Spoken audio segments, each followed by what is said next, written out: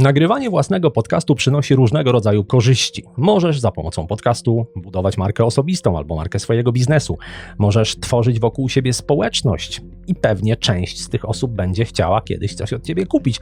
Możesz wykorzystywać podcast do networkingu i poznawać wielu znakomitych ludzi. Ale jest coś jeszcze. Jest jeszcze jedna korzyść, o której wiele osób na początku nie myśli, a która może mieć kolosalne znaczenie dla ciebie i twojego biznesu. Mała Wielka Firma. Podcast dla biznesu, rozwoju i przyjemności słuchania. Zaprasza Marek Jankowski. Dzień dobry, witam w odcinku numer 322. Linki, notatki, wszelkie dodatkowe informacje związane z tym odcinkiem, wersje do słuchania, czytania i oglądania znajdziesz na stronie maławielkafirma.pl/322, tak jak numer tego odcinka. Znajdziesz tam również link do książki, którą chcę Ci dzisiaj polecić. W Małej Wielkiej Firmie mówimy nieraz o książkach napisanych przez autorów z Polski, ze Stanów Zjednoczonych, pamiętam jednego autora z Niemiec, a dzisiaj mam autora z Danii, który nazywa się Thomas Wedel-Wedelsborg i napisał książkę pod tytułem, który jest chyba międzynarodowy, What's your problem? Jaki masz problem? O tej książce były szef Google'a, Eric Schmidt, powiedział, że jeżeli chcesz mieć supermoc rozwiązywania lepszych problemów, to powinieneś tę książkę przeczytać. Dlaczego? Dlatego, że w tej książce autor mówi o tym, jak redefiniować niektóre problemy, żeby lepiej je rozwiązywać. Czasami, kiedy zauważamy jakiś problem, to takim pierwszym impulsem, pierwszą reakcją jest dążenie do jego rozwiązania. A to nie zawsze jest dobra droga. I autor podaje w tej książce przykład zbyt wolnej windy. Zauważ, czy wyobraź sobie, że jesteś właścicielem na przykład budynku biurowego i w tym budynku biurowym jest winda, wynajmujesz tam pomieszczenie różnym firmom i przychodzą do ciebie najemcy i zaczynają się skarżyć, że winda jest za wolna. W pierwszej chwili możesz nie reagować, ale jeżeli przychodzi jeden, drugi, trzeci, piąty człowiek i zaczynają jeszcze mówić, że z tego powodu zastanowią się, czy być może nie przenieść się do innej lokalizacji, no to zaczyna to już być dosyć istotny problem. Co zrobić, jeżeli winda jest za wolna? Można wymienić na przykład silnik, jakieś podzespoły w tej windzie. Być może, jeżeli to okaże się niemożliwe, trzeba będzie wymienić całą windę. No i oczywiście jest to rozwiązanie skuteczne, ale również dosyć kosztowne. Autor przekonuje, że warto poszukać trochę innych definicji tego samego problemu. Bo jeżeli ludzie przychodzą i mówią ci, że winda jest za wolna, to niekoniecznie znaczy, że przeszkadza im prędkość windy. To może oznaczać, że czują, że marnują czas przez tę windę. A z takim problemem można sobie poradzić w zupełnie inny sposób. Możesz zainstalować lustra przy wejściu do tej windy, żeby ludzie nie czuli, że ten czas marnują, dlatego że będą na przykład przeglądać się w tych lustrach, poprawiać sobie włosy albo krawat. Możesz pomyśleć o tym, żeby zainstalować tam na przykład jakiś płyn dezynfekujący do rąk i wtedy to też nie będzie czas tak do końca zmarnowany, bo ludzie poczują, że zrobili coś dla swojej higieny. Albo możesz na przykład pójść jeszcze o krok dalej i postawić tam telewizor, czy powiesić tam telewizor, na którym będzie jakiś kanał informacyjny i wtedy już w ogóle ten czas będzie świetnie spędzony, no bo będzie można, oczekując na windę, zorientować się, co tam nowego dzieje się w świecie. Więc zamiast rzucać się od razu do rozwiązywania problemów, lepiej zastanowić się wcześniej, czy dany problem da się lepiej zdefiniować po to, żeby lepiej go rozwiązać. I w tym właśnie pomaga ta książka. What's your problem? Nie wiem, czy próbowałeś kiedyś umówić się na rozmowę z jakimś ekspertem, jakąś doświadczoną w konkretnej branży osobą. Czy to rozmowa przez telefon, czy spotkanie przy kawie, nie ma znaczenia. Chodzi o to, żeby ta osoba poświęciła ci na wyłączność pół godziny czy godzinę. Jeżeli próbowałeś, to wiesz pewnie, że to jest trudne. Nie twierdzę, że to się nigdy nie może udać, ale zazwyczaj taki ekspert po prostu nie ma czasu. I jeżeli już poświęca komuś ten czas na wyłączność, no to zwykle są to indywidualne konsultacje, które kosztują kilkaset złotych za godzinę albo i więcej. Natomiast jeżeli temu samemu ekspertowi zaproponujesz nagranie wspólnego podcastu, to prawdopodobnie się zgodzi i będziesz miał godzinę jego czasu, czy być może nawet więcej, za darmo. Jak to działa? Czy to jest jakiś sprytny trik, czy to jest jakieś oszustwo? Nie, to jest sytuacja, w której wszyscy wygrywają. Bo taki ekspert wie, że kiedy porozmawia z tobą i ta rozmowa dotrze do innych osób, to te inne osoby, a przynajmniej część z nich, nie będzie już w kółko pytać go o to samo, bo dostanie tę odpowiedź w twoim podcaście. Poza tym oczywiście całkiem możliwe, że słuchacze zainteresowani taką rozmową odkryją dzięki tobie tego eksperta, dowiedzą się o nim i pewnie część z nich będzie chciała zostać jego klientami. Więc ekspert wygrywa w taki sposób. Ty dostajesz, rzecz jasna, odpowiedź na swoje pytania. Dostajesz rozwiązania swoich realnych problemów, więc twoja korzyść jest tutaj dość oczywista.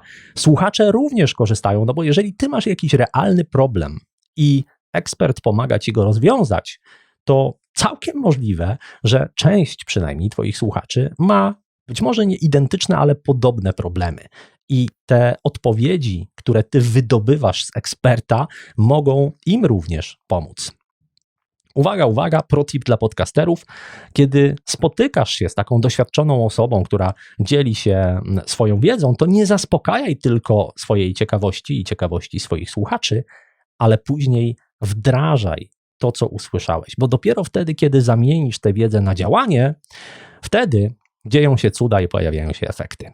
W tym odcinku Małej Wielkiej Firmy chcę ci powiedzieć o 10 rzeczach, zarówno całkiem drobnych, jak i dość dużych, które ja wdrożyłem w swoim życiu i w mojej firmie po rozmowach z gośćmi Małej Wielkiej Firmy.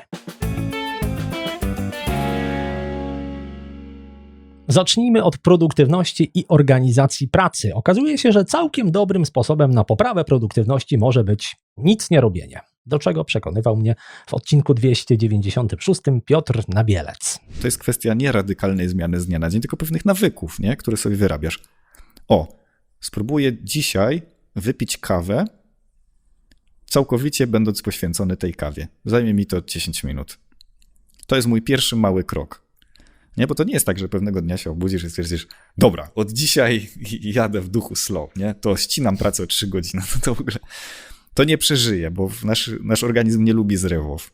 On, małymi krokami zmieniamy, jak dietę trochę.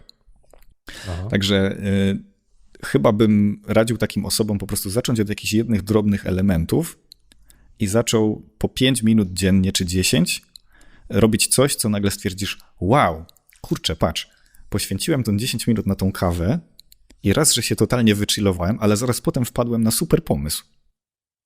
I już masz doświadczenie, które sprawia, że ci się chce więcej.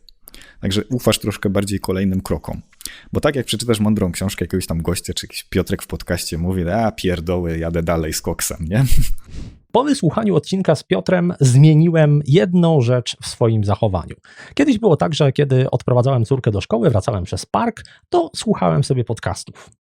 Po tym, co powiedział mi Piotr, przestałem tych podcastów w parku słuchać. Zdjąłem słuchawki, słucham sobie ptaków, słucham sobie szumu drzew, wiatru i staram się nie myśleć o niczym szczególnym, nie obciążać głowy tym, co za chwilę będę robił przy komputerze, tylko właśnie skupić się na tym, co dzieje się tu i teraz.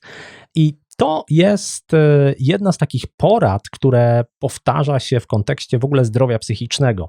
Zdrowie psychiczne jest takim tematem, o którym w Wielkiej Brytanii w ostatnim czasie mówi się bardzo dużo. To jest związane między innymi z tym, że technologia, która nas otacza, narzuca naszym umysłom trochę inne wymagania niż te, do których nasz umysł przywykł. No bo umówmy się, że nasz system operacyjny jako ludzi w ciągu ostatnich kilku tysięcy lat jakoś szczególnie się nie rozwinął, a technologia jak najbardziej.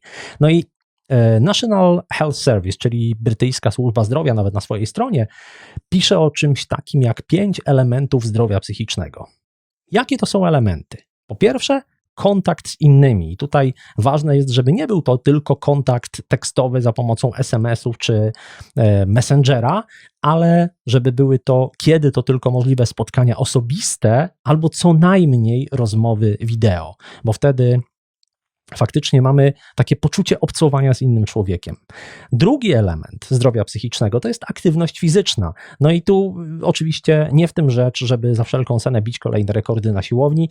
Chodzi o to, żeby po prostu ruszać się i czerpać radość z tej aktywności fizycznej, a niekoniecznie spinać się i dążyć do jakichś kolejnych osiągnięć, rekordów. Trzecia sprawa to jest uczenie się nowych rzeczy. Tutaj znowu zastrzeżenie, nie róbmy tego na siłę, nie róbmy tego po to, żeby zdobywać na przykład kolejne certyfikaty. Uczmy się takich rzeczy, które faktycznie dają nam frajdę i nas odprężają. Albo przydają nam się w pracy i pozwalają nam na przykład pracować wydajniej, ale znów pod warunkiem, że to nie jest tylko skupianie się na tych osiągnięciach, ale na tym, że na przykład ten uwolniony czas dzięki temu będziemy w stanie poświęcić na jakieś hobby.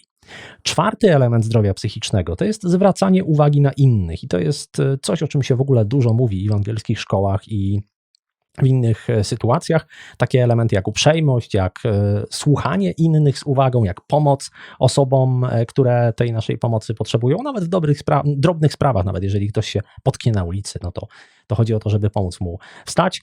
Więc czwarty element, zwracanie uwagi na innych, i piąty element to jest właśnie to, do czego ja dążę, ściągając słuchawki w parku. Świadomość tego, co dzieje się tu i teraz. Po angielsku nazywa się to mindfulness, po polsku uważność, i czasami są różne treningi, różne kursy, które nas tego uczą. Można zacząć naprawdę od tak banalnej rzeczy, jak posłuchanie śpiewu ptaków w parku, zamiast na przykład podcastu. I być może teraz trochę strzelam sobie w stopę tym, co mówię, ale wasze zdrowie psychiczne jest dla mnie ważniejsze niż to, że przez te kilkanaście minut więcej będziecie słuchać. Jest też, wspomniałem o tym NHS, czyli Brytyjskiej Służbie Zdrowia, oni mają na swojej stronie między innymi też taki test, 18 pytań, które pomagają samodzielnie ocenić swój nastrój, swoją sytuację psychiczną. Podlinkuję ten test w opisie tego odcinka, bo jest on napisany dość prostym językiem, każdy może go sobie zrobić, nawet jeżeli nie jest jakoś szczególnie biegły w języku angielskim. Wyzwaniem w dzisiejszych czasach jest na pewno radzenie sobie z natłokiem informacji i są na to różne sposoby. Między innymi, jeżeli siedzimy, pracujemy nad czymś i coś nam tam wpada do głowy, to można sobie to gdzieś z boku zapisywać, żeby tej głowy nie obciążać. Okazuje się, że to zapisywanie też można robić gorzej albo lepiej. Warto mieć taki nawyk posiadania kartki, wiesz. Ja na przykład uwielbiam taką...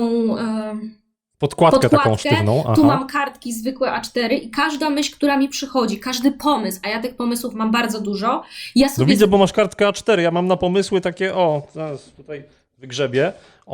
Tu jest moja kartka na pomysły, takie karteczki takie post-it, wiesz, malutkie. No właśnie, i potem się ginie w tych post-itach najczęściej.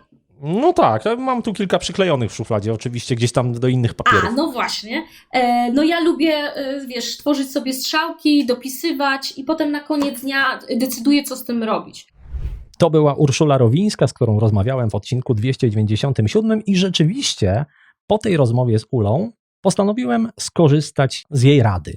Do tej pory robiłem sobie te zapiski na post-itach, na małych karteczkach i faktycznie to nie było jakoś szczególnie efektywne, zaraz powiem dlaczego.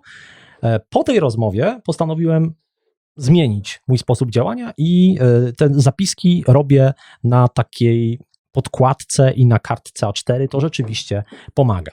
O co chodzi z tymi małymi karteczkami i z dużą kartką? Małe karteczki faktycznie czasami się gubią, ale to nawet nie jest największy problem, no bo można je gdzieś przylepić i to nie jest tak, że one same gdzieś odlecą, na przykład do kosza, ale kiedy zapisuję te różne rzeczy na wielkiej kartce, na kartce A4, to mam wszystko na jednym widoku. Kiedy na przykład czytam jakiś artykuł i robię sobie notatki, to nie muszę bez przerwy odrywać kolejnych karteczek albo przewracać, tylko to wszystko jest w jednym miejscu. Mogę robić więcej notatek do jednego tematu. A kiedy taka kartka A4 się kończy, kiedy nie ma już na niej miejsca, to jest świetna motywacja, może nie tyle motywacja, co świetny sygnał do tego, żeby podsumować to, co na niej jest. To znaczy, kiedy docieram do końca kartki, to sprawdzam, co z tego jest do zrealizowania, robię to, planuję ewentualnie na przyszłość, jeżeli to jest coś, czego nie chcę robić teraz, albo po prostu wyrzucam te rzeczy do kosza, więc objętość kartki w naturalny sposób wyznacza takie cykle tego, że ja tych zadań nie zapisuję wyłącznie, ale jeszcze coś dalej z nimi robię. Porządek wokół siebie to jest nie tylko oczywiście zapisywanie na karteczkach czy elementy organizacji w biura, to jest też cała tematyka związana z porządkiem w komputerze, na pulpicie, w odpowiednich folderach. O tym rozmawiałem też w odcinku 217 z Aliną Szklarską na temat domowego biura i jego organizacji. Między innymi z tamtego odcinka mam taki mały, drobny patent, jak wieszaki na kable, żeby mi się nie walały wszędzie, to mam z boku biurka takie wieszaki, które służą mi do tego, żeby tam na przykład odwiesić słuchawki albo jakiś inny kabel, który czasem jest mi potrzebny. Więcej o porządkowaniu i otoczenia, i myślenia można usłyszeć w odcinku 196, którego gościem był Miłosz Brzeziński. Człowiek z natury swojej rzeczy się wybija z tego, nad czym się zastanawia. I istnieje, właściwie nie wiadomo, dlaczego tak jest. Nie będę oszukiwał, że widziałem jakieś badania, które to rozgryzają, bo jeżeli ktoś mówi, że wie, jak mózg funkcjonuje, to po prostu kłamie. Jeszcze nie wiemy, jak on działa. Ale podejrzewamy, że takie permanentne wybijanie się z takiego stanu skupienia, w którym funkcjonujemy, powoduje, że jesteśmy bardziej kreatywni, dlatego że każde kolejne podejście do tego samego problemu może zaowocować tym, że nasze myśli pójdą innymi torami niż poprzednio.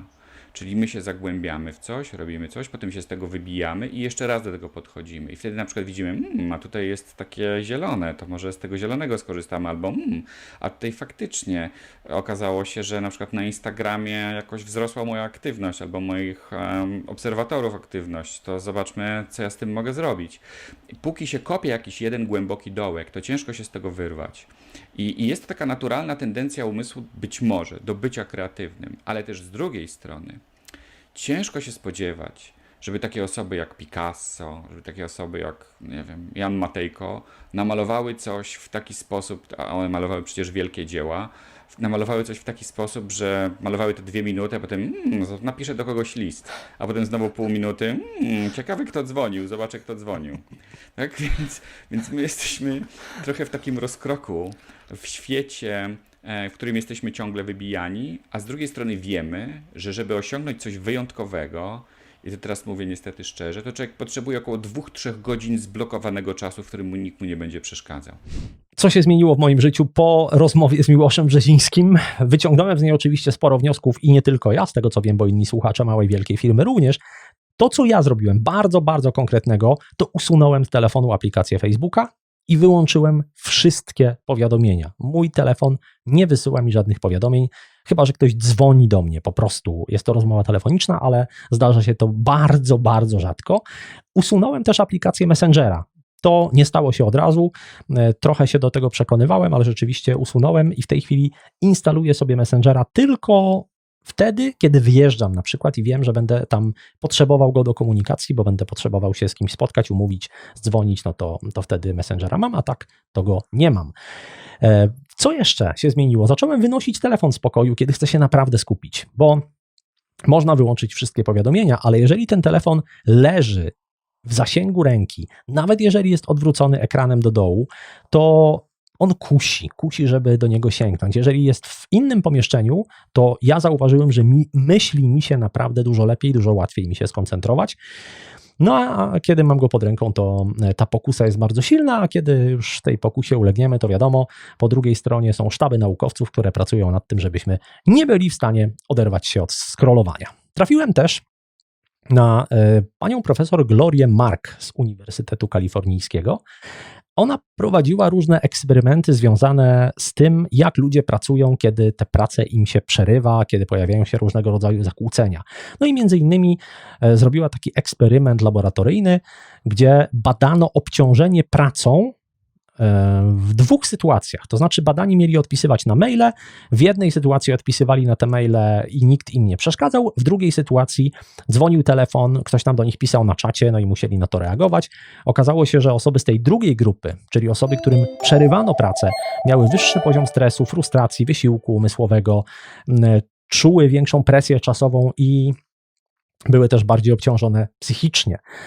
Badano te wszystkie parametry za pomocą takiego testu NASA, który jest stosowany jako narzędzie badawcze w wielu różnych sytuacjach, więc tutaj co do tego narzędzia raczej nikt nie ma wątpliwości, że jest ono rzetelne. Profesor Gloria Mark robiła jeszcze inne badania, takie gdzie badano pracowników w naturalnym środowisku biurowym i co do sekundy mierzono, jak oni pracują. Co się okazało? Okazało się, że osoby pracujące przy komputerze przełączają się pomiędzy zadaniami przeciętnie co 3 minuty i 5 sekund. I to było dla samej osoby prowadzącej te badania dosyć szokujące, bo ona mówi, tu nie chodzi o to, że ktoś ich odrywał od pracy.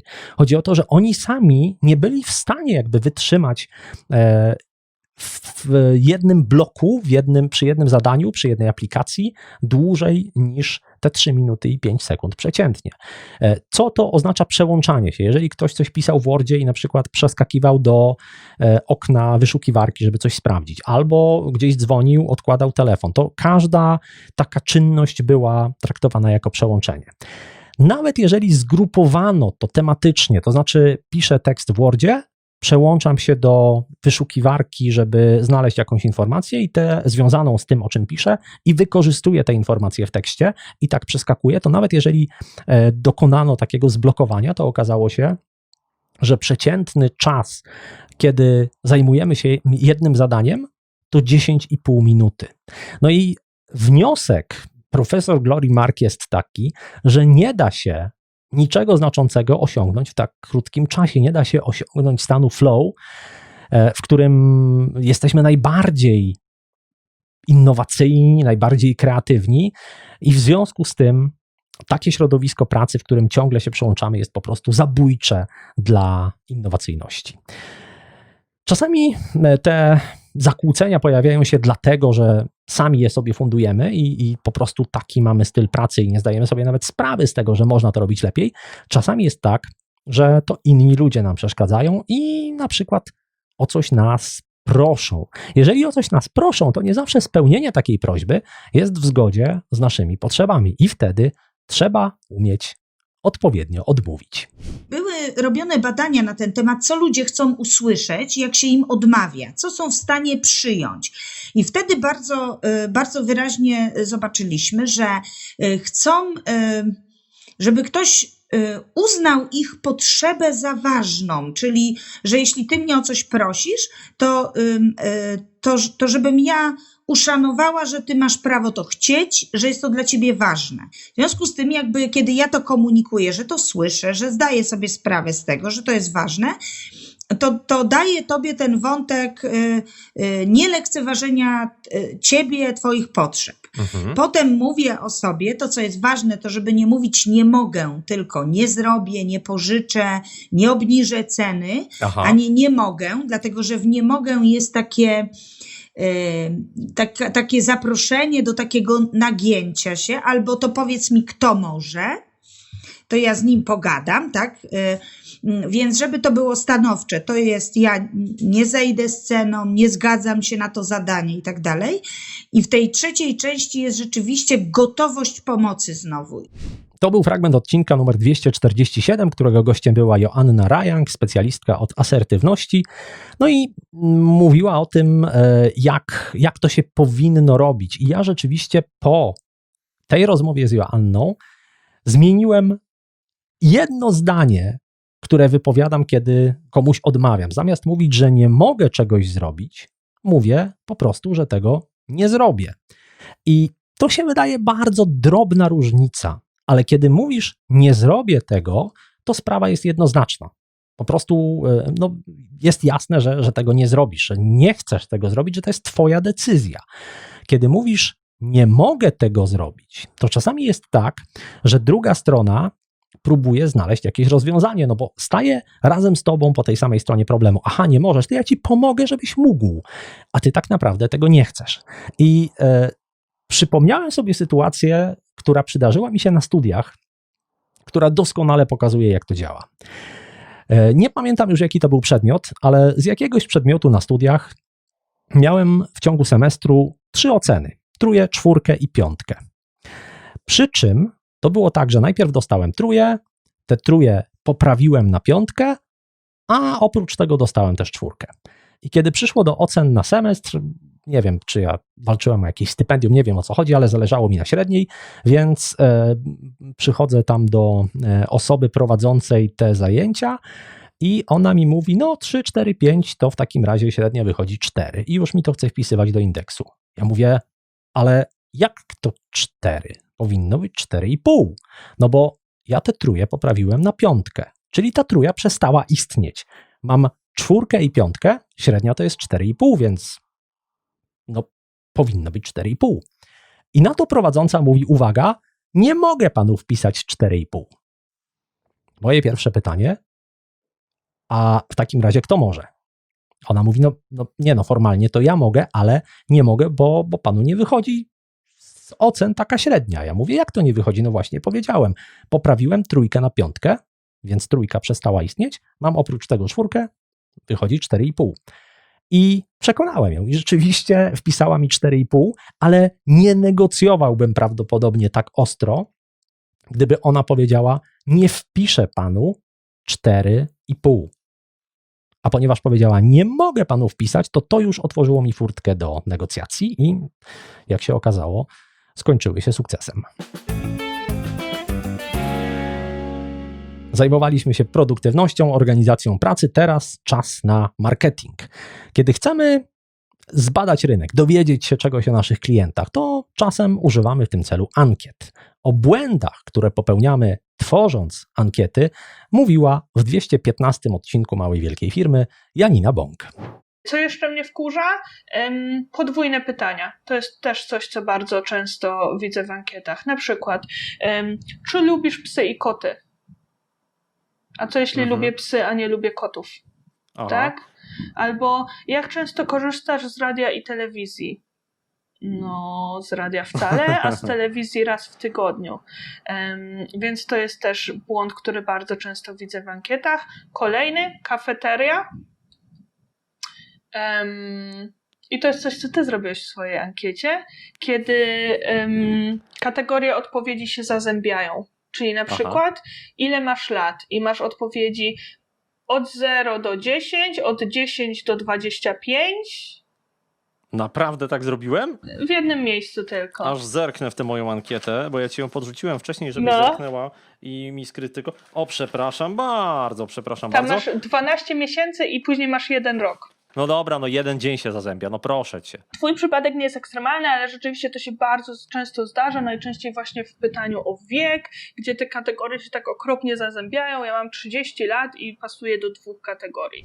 Przed rozmową z Janiną wydawało mi się, że moje ankiety są całkiem dobre, ale po tym, co Janina mi powiedziała, zacząłem sprawdzać każdą ankietę, którą robię z tymi jej wytycznymi i rzeczywiście czasami wyłapuję błędy, których normalnie bym nie zauważył.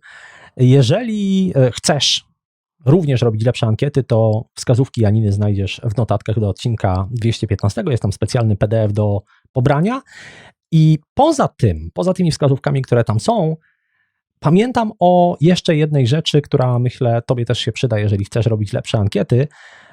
Ja już kiedyś chyba o tym mówiłem w podcaście, ale myślę, że warto to powtórzyć. Ankietowani są w stanie odpowiedzieć najbardziej rzetelnie na 2 pytania. Co mi się przydarzyło i czego nie chcę.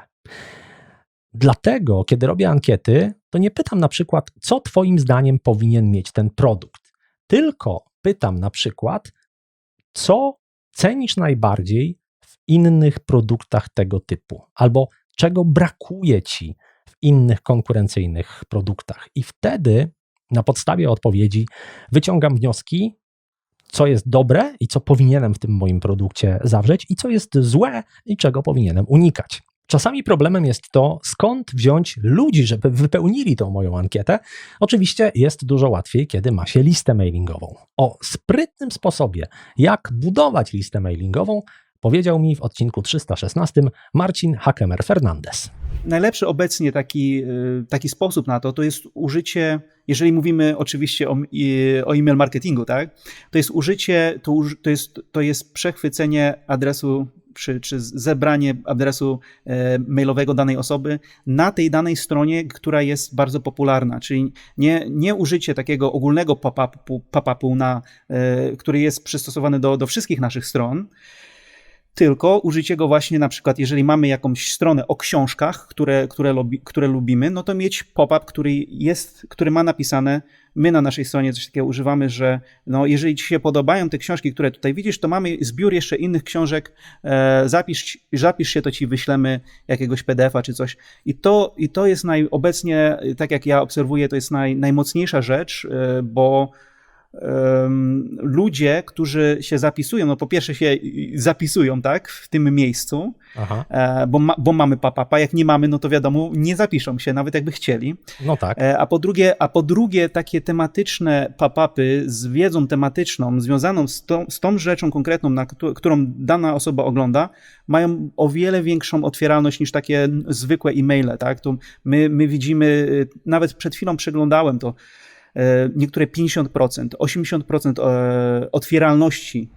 Sposób podpowiedziany przez Marcina zastosowałem praktycznie natychmiast na stronie Małej Wielkiej Firmy. Między innymi, jeżeli wejdziesz na odcinki poświęcone nagrywaniu podcastów na mojej stronie internetowej i będziesz tam odpowiednio długo albo przewiniesz ten wpis odpowiednio daleko, to pojawi ci się takie okienko zapraszające do zapisania się na mailing związany z kursem Podcast Pro, bo jeżeli czytasz dany artykuł odpowiednio długo, czy właśnie przewijasz go odpowiednio daleko, to jest to sygnał, że jesteś zainteresowany tym tematem i prawdopodobnie też chcesz nagrywać swój podcast, więc taki kurs może ci pomóc. I rzeczywiście dzięki temu osób na liście zainteresowanych ciągle przybywa. Stworzyłem też taką kolejkę powitalną w klubie Małej Wielkiej Firmy, która informuje o tym, jak lepiej wykorzystać zasoby, które są na stronie Małej Wielkiej Firmy, bo jest ich tam rzeczywiście bardzo dużo i takie wprowadzenie pomaga łatwiej znaleźć te informacje, które mogą ci się przydać. Jestem osobiście fanem wszelkich automatyzacji. Kiedyś już, kiedy chyba jeszcze byłem na studiach i zastanawiałem się nad każdą złotówką, jak to student, którą wydawałem, to miałem taki bardzo prosty sposób decydowania o wydatkach. Zadawałem sobie pytanie, czy dana rzecz w przyszłości będzie mi przynosić pieniądze, albo będzie mi dawać, nie wiem, więcej czasu, albo będzie dawać mi jakieś inne korzyści, czy będzie mi zabierać pieniądze, zabierać czas i zabierać korzyści. To na przykład sprawdziło się, kiedy zastanawiałem się kiedyś, miałem odłożone trochę pieniędzy, zastanawiałem się, czy kupić sobie samochód.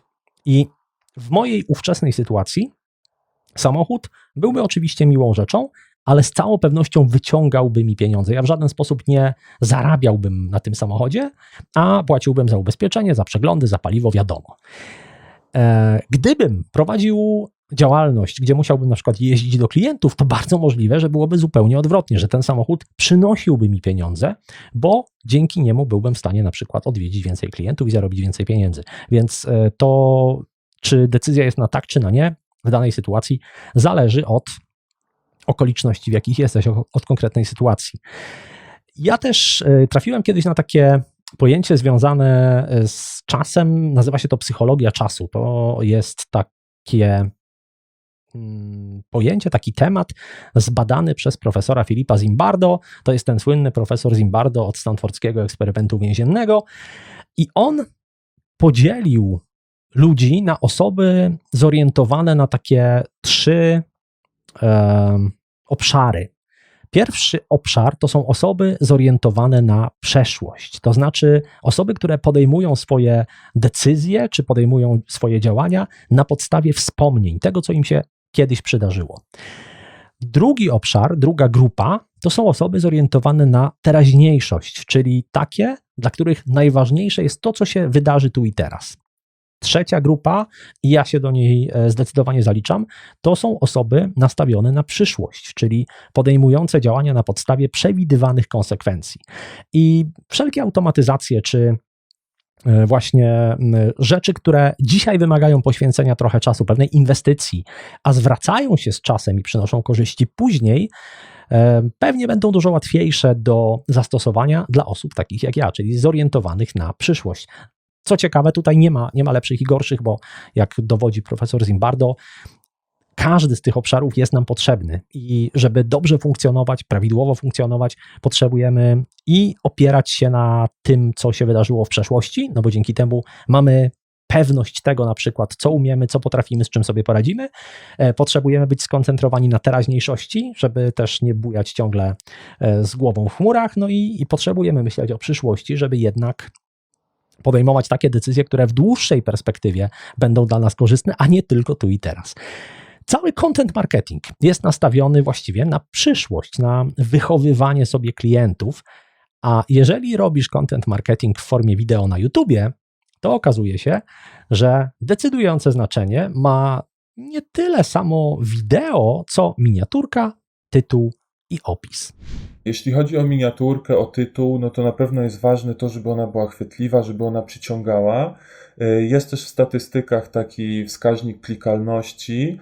Można sobie zobaczyć, jeśli on wynosi więcej niż 10, to jest bardzo dobrze, ale jeśli mniej, to znaczy, że tylko 10% z osób, które zobaczyły w ogóle gdzieś tam twój film w tym feedzie całym z YouTube'a, kliknęło w miniaturkę, więc być może właśnie masz wtedy źle skomponowaną tą miniaturkę albo zły tytuł, który nie trafia do potencjalnego widza. Natomiast jeśli chodzi o opis, to warto myśleć pod kątem jak najbardziej wyszukiwarki, bo jeśli my wchodzimy, zwłaszcza jeśli jesteśmy nowym kanałem i my wchodzimy ze swoim kanałem, to większość ruchu mamy tak naprawdę albo z tego, że gdzieś tam rozdystrybuujemy tą treść w social mediach, czy na jakichś artykułach, w swojej stronie www. Jeśli nie stąd, to większość mamy właśnie tylko i wyłącznie z wyszukiwarki. To był Paweł Wojciechowski w 313 odcinku Małej Wielkiej Firmy. Po rozmowie z Pawłem wprowadziłem zmiany w tym, jak tworzę tytuły, opisy i miniaturki na YouTubie. Dodałem playlisty na kanale Małej Wielkiej Firmy. To takie bardzo praktyczne rzeczy, które ja z tej rozmowy wyniosłem. I to jest trochę podobnie jak z tą kolejką maili, z automatyzacją maili. Robisz to raz i to już na ciebie pracuje. Tytuł, opis, miniaturkę przygotowujesz raz i one przez cały czas działają w ten sposób, że przyciągają do ciebie kolejne osoby. Oczywiście trendy się zmieniają, czasami w tych opisach trzeba coś zmienić, poprawić. Jasne, to jest normalna konserwacja, ale z założenia jest to rzecz, którą robimy teraz, poświęcamy na nią trochę czasu, a ona później już pracuje sama. Można by pomyśleć, że skoro od lat robiłem opisy związane na przykład z podcastami, to na YouTubie powinno to być coś podobnego, ale to nie tak działa. Ta wykrywalność, nie wiem, jest takie angielskie słowo discoverability, czyli właśnie trudno to powiedzieć po polsku, odkrywalność chyba. To, jak użytkownicy znajdują na przykład dany podcast albo jak znajdują dany film na YouTubie, to działa zupełnie inaczej w podcastach i w YouTubie. Dlatego, że YouTube jest drugą największą na świecie wyszukiwarką po Google, należy do Google'a, wiadomo, i tamte mechanizmy wyszukiwania są bardzo, bardzo zaawansowane i dobrze zrobione. W przypadku podcastów te wyszukiwarki, które są w aplikacjach podcastowych zwłaszcza, one są naprawdę bardzo proste i w dużej mierze niedoskonałe, więc jeszcze trochę czasu nas czeka, zanim podcasty będą równie łatwe do przeszukiwania jak YouTube. Już trochę to się dzieje w przypadku podcastów anglojęzycznych, no ale w przypadku polskojęzycznych jeszcze nie do końca. Jeżeli chodzi o te rady podpowiedziane przez Pawła, chciałbym powiedzieć coś o efektach wprowadzania tych rad, ale tak naprawdę nie bardzo jestem w stanie, dlatego że wprowadziłem je jakieś 3 miesiące temu i akurat tak się zdarzyło, że po drodze była pandemia i w ogóle wszystko wywróciło się do góry nogami. Zupełnie zmieniły się liczby, jeżeli chodzi o odsłuchiwanie podcastu, czy oglądanie w tym przypadku filmów na YouTubie, tych takich biznesowych, więc ciężko mi powiedzieć o skutkach, ale ufam Pawłowi, on to robi dużo dłużej ode mnie i ma dużo większe doświadczenia, więc ufam, że jeżeli zrobiłem tak, jak on podpowiada, to w dłuższej perspektywie mi się to opłaci. A skoro jesteśmy w ogóle przy wideo, to pojawia się też pytanie, jak lepiej prezentować się przed kamerą. W 180. odcinku Małej Wielkiej Firmy pytałem o to Sylwię Dąbrowską. Pokutuje trochę czasami takie przekonanie, że ekspert to powinien być taki chłodny, zachowawczy, taki stonowany. Wtedy jest profesjonalny, tak. Tak, wtedy to po prostu, wiesz, żeleta. Tylko, że z drugiej strony może być taki problem, że taka zachowawczość nie przebija się przez ekran i mamy wrażenie, że ta osoba to albo jest bardzo taka wycofana, albo wręcz nas nie lubi. A właśnie o to cię chciałem dopytać, przepraszam, że wejdę w słowo, ale słyszałem, że ekran odbiera emocje, że trzeba być dużo bardziej ekspresyjnym, jeżeli się mówi do kamery, dlatego że wtedy widz dopiero odbierze to jako, jako taki poziom emocji. Tak jest. A to Tak nie jest wtedy jest. takie strasznie, powiedziałbym, międzywojenne aktorstwo, takie bardzo przesadne? To nie... Wiesz co, dobra, ja jak uczę ludzi i ostatnio mam takie zadanie właśnie, zdradzę takie, daję zadanie kursantom też, nagraj, no wyjaśniam co i jak, ale ogólnie, nagraj z przesadą. Tak, 3 minuty. I jak wrzucasz na grupę naszą wewnętrzną i dajemy tam feedback. I to jest niewiarygodne, bo ludzie mają wrażenie, że oni gadają z taką przesadą, że teraz mówią, że gestykulacja jest przeogromna, że twarz i mimika twarzy pracuje jak oszalała. A ty oglądasz tę osobę i myślisz sobie, kurczak, fajnie. Bardzo chciałbym powiedzieć, że po rozmowie z Sylwią zacząłem prezentować się przed kamerą jak zawodowy aktor. No, tego raczej się nigdy w życiu nie doczekam, ale na pewno zmieniło się w moim zachowaniu to, że zacząłem wkładać trochę więcej energii w to pojawianie się przed kamerą. Nauczyłem się tego, że kamera zabiera trochę tej energii i trzeba być trochę bardziej ekspresyjnym, trochę takim właśnie przerysowanym, żeby odbiorca reagował na to jak na normalną osobę. Prawdopodobnie byłoby tak, że gdybym operował tutaj na normalnym swoim poziomie energetycznym, to już wszyscy by spali. A widzę, że ty jeszcze oglądasz, jeżeli jesteś akurat na YouTubie.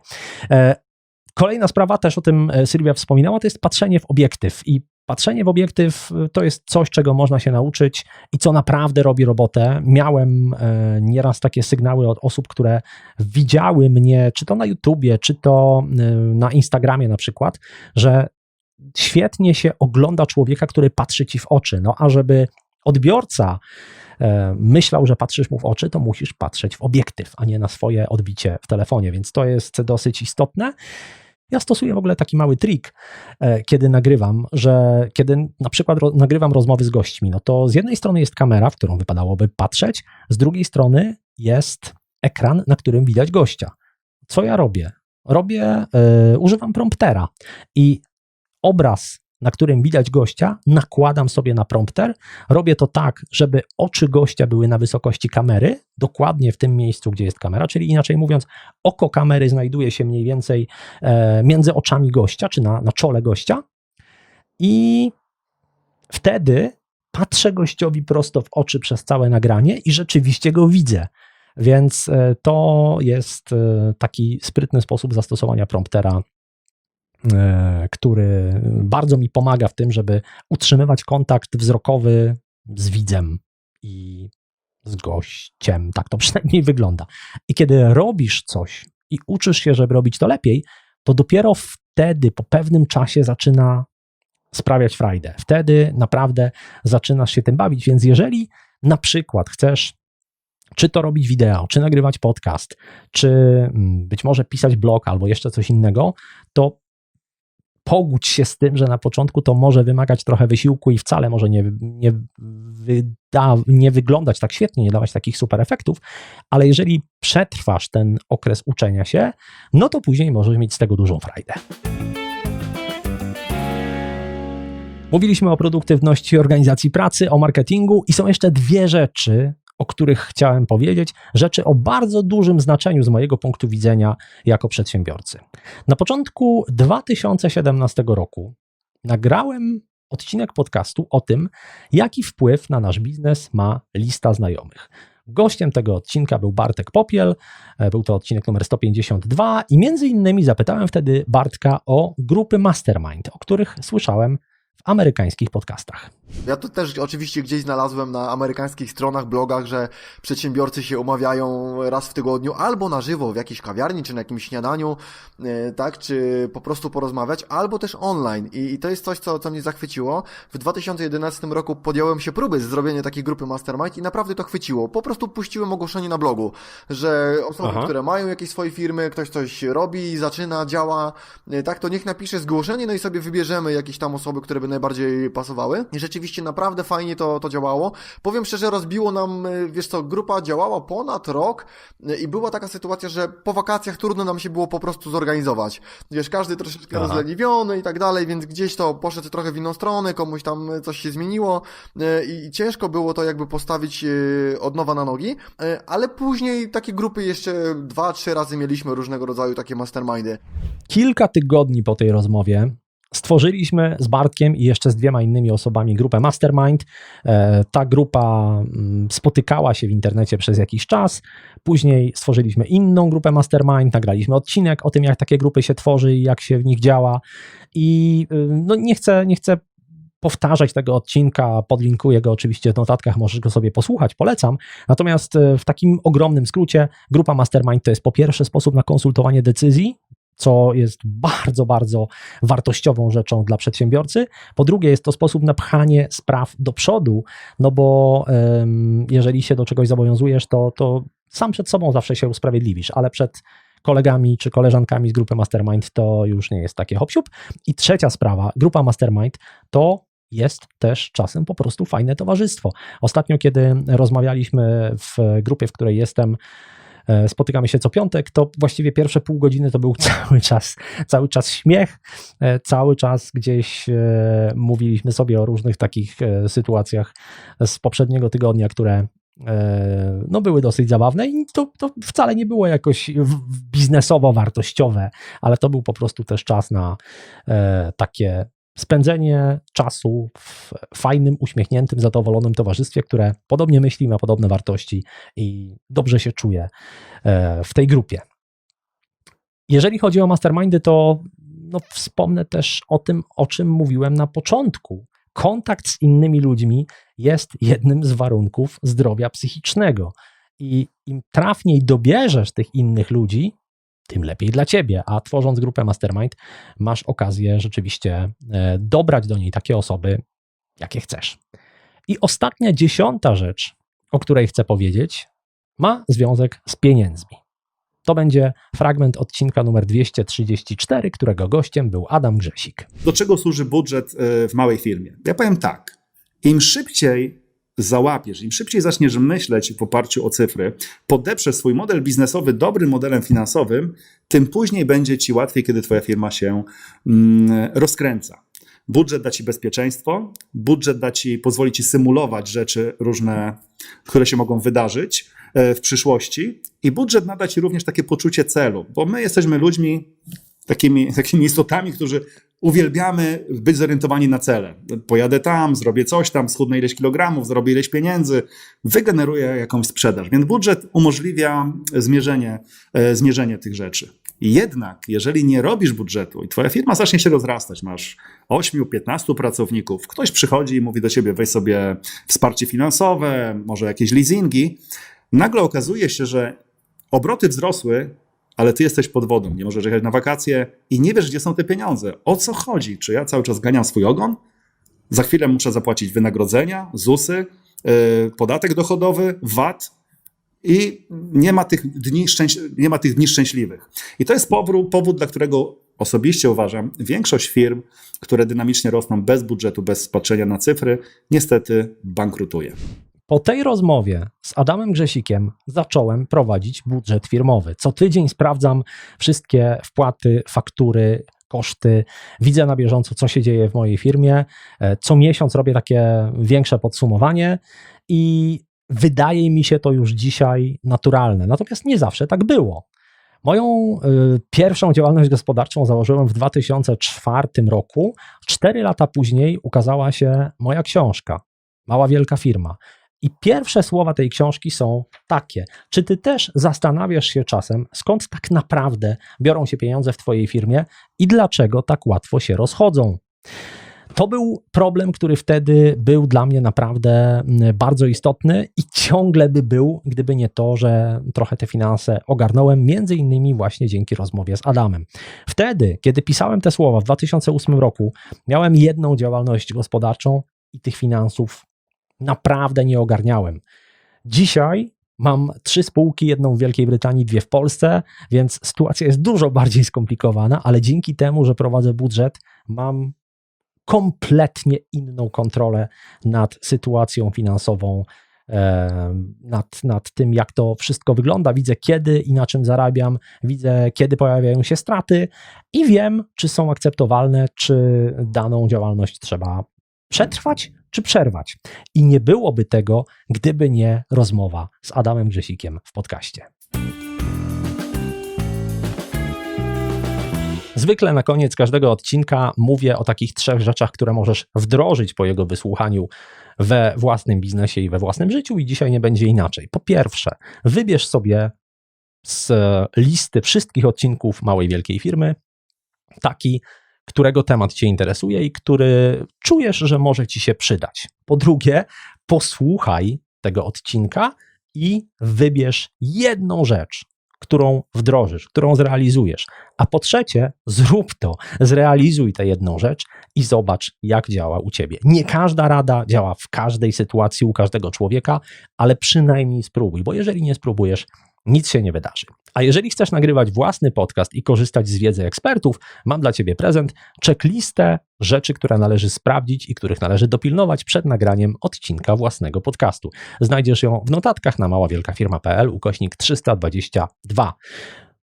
Jeżeli interesuje Cię nagrywanie podcastów, to mam coś jeszcze. Na stronie podcastpro.pl możesz zapisać się na specjalny mailing, w którym co tydzień wysyłam wskazówki, porady dla początkujących podcasterów. I informacje o moim kursie Podcast Pro. Kiedy pojawia się w sprzedaży, zapisz się koniecznie na stronie podcastpro.pl. Na koniec zachęcam oczywiście do subskrypcji Małej Wielkiej Firmy.